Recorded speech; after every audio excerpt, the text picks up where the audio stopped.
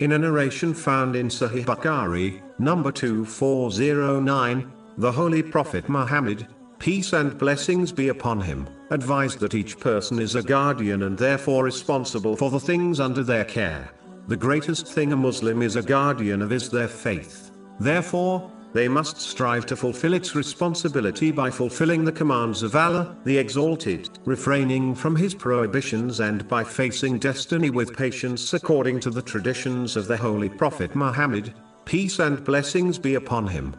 This guardianship also includes every blessing one has been granted by Allah, the Exalted, which includes external things, such as wealth, and internal things, such as one's body. A Muslim must fulfill the responsibility of these things by using them in the way prescribed by Islam. For example, a Muslim should only use their eyes to look at lawful things, their tongue to utter only lawful and beneficial words, and their wealth in beneficial and virtuous ways.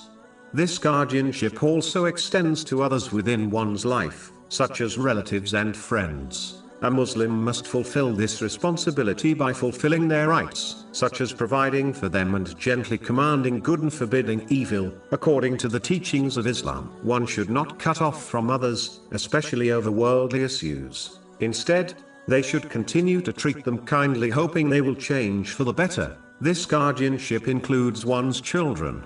A Muslim must guide them by leading by example, as this by far is the most effective way in guiding children. They must obey Allah, the Exalted, practically as discussed earlier, and teach their children to do the same.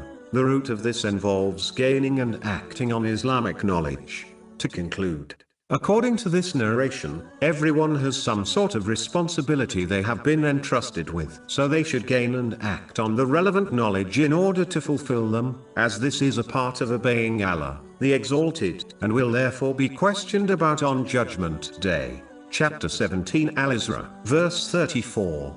And fulfill every commitment.